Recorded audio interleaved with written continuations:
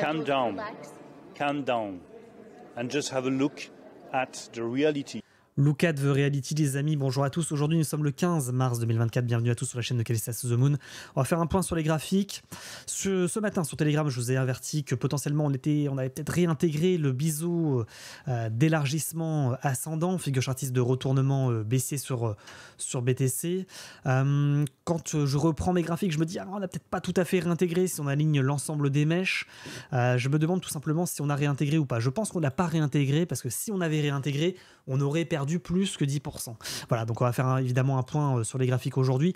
Petit également rejet sur le niveau dont on avait parlé en vue hebdomadaire. Pour rappel, la parallèle en vue semaine avec l'alignement des mèches, dont on avait donné la zone des 75 000 $.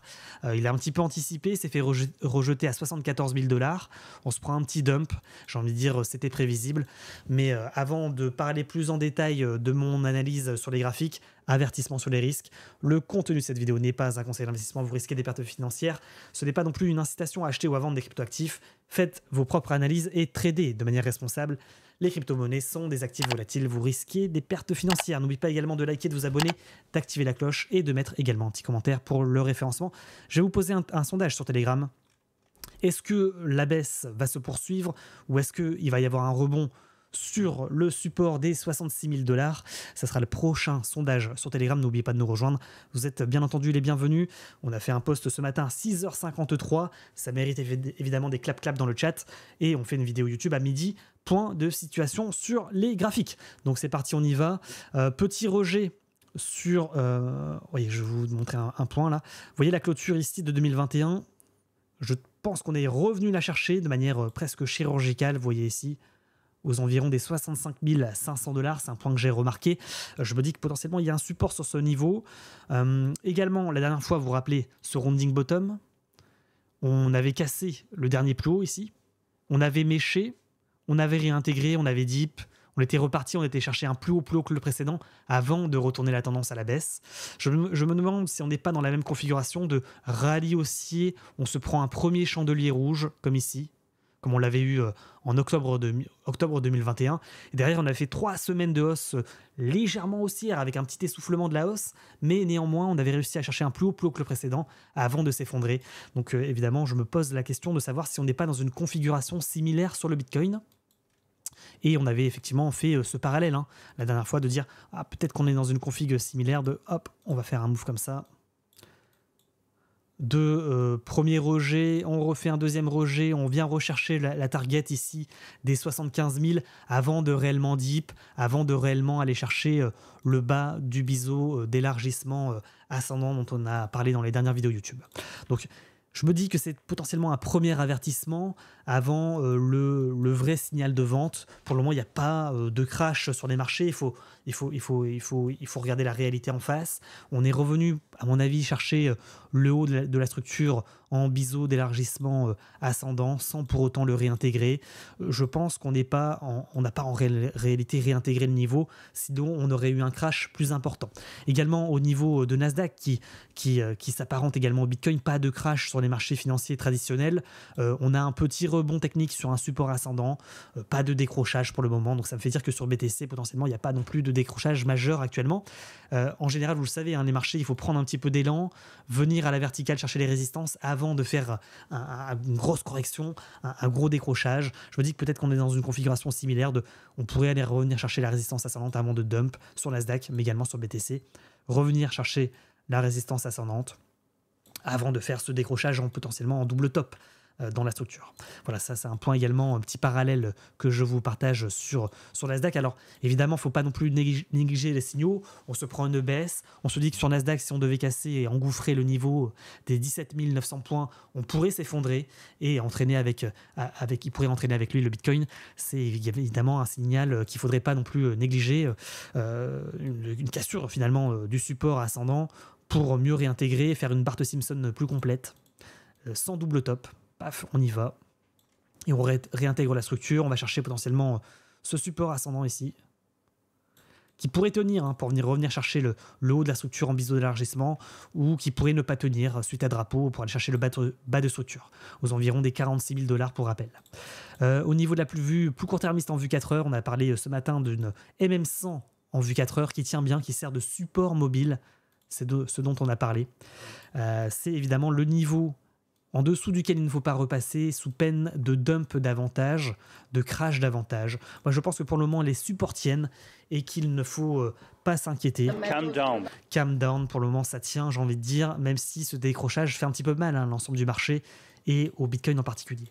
Donc, en résumé, si on devait faire un parallèle peut-être en vue 4 heures, on va prendre le parallèle direct. Hein. Tac, tac, tac. BTC, petit rejet, on se fait un petit buy the dip. Ici, on latéralise, peut-être en épaule, tête, épaule inversée, épaule, tête, épaule inversée.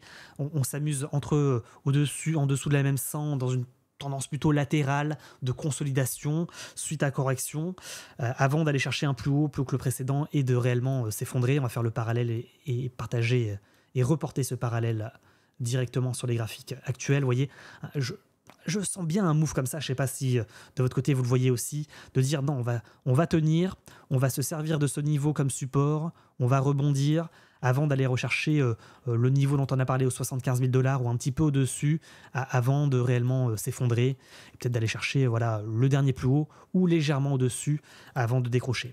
Voilà, pour ce qui est de mon avis personnel, quand je vois une similarité dans les cours entre 2021 et aujourd'hui, même si évidemment je ne néglige pas non plus le signal de réintégration directe avec un crash directement en Bart Simpson et en rounding top ici.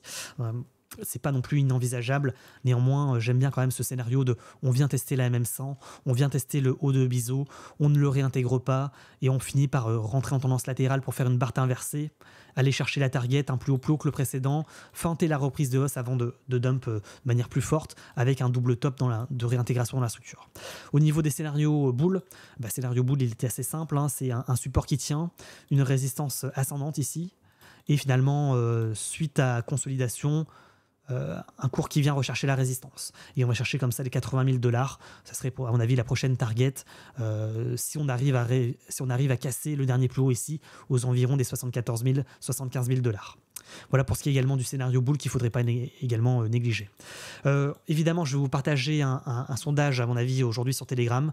Donc, rejoignez-nous sur Telegram si vous voulez participer au sondage. Le sondage va être le suivant. Est-ce que le support des 65 000 $ va tenir, va supporter la chute du Bitcoin, ou est-ce qu'au contraire, c'est un premier signal de vente pour inverser la tendance et reprendre la baisse?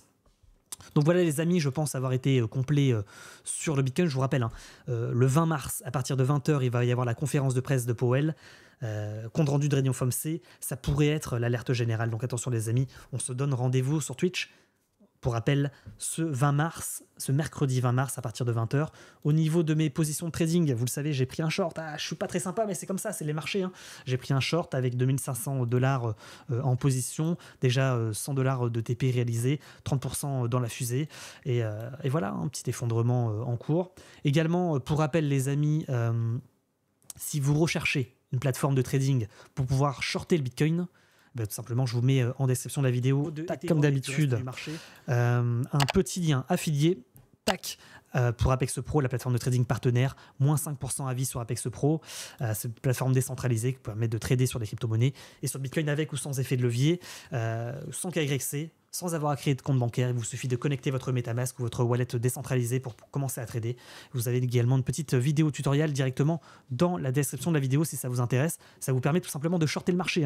Si vous souhaitez shorter le Bitcoin, parier sur la baisse, spéculer sur la baisse, c'est la plateforme qui vous permet également de le faire, évidemment. Donc les amis, je vais rendre l'antenne après 9 minutes de vidéo. Je vous souhaite une excellente fin de semaine, un excellent week-end, et puis on fera peut-être un point sur les marchés prochainement, peut-être ce week-end, samedi après la fermeture des marchés. Je vous rappelle, fermeture des marchés financiers le vendredi soir à partir de 22h, 23h. Donc j'ai envie de dire que si le Nasdaq ne crache pas avant 22h, 23h, il pourrait y avoir un rebond technique sur BTC, sur MM100 en vue 4 heures, sur le support, la résistance qui devient support du haut de Biseau. À mon avis, pour le moment, pour récapituler, il n'y a pas d'alerte générale tant qu'il n'y a pas de réintégration de ce niveau des 65 600 $. Pour rappel, ça correspond, quand on aligne les mèches, à la clôture de 2021 ici. Je répète le niveau à 65 600 $. Les amis, c'est tout pour moi. N'oubliez pas de nous rejoindre sur Telegram pour les informations, les sondages en temps réel, ainsi que sur Twitch. Vous avez le lien en description pour le Discord de Powell et pour du trading en direct, ainsi que des analyses techniques tous les soirs pratiquement, hein, à partir de 20h.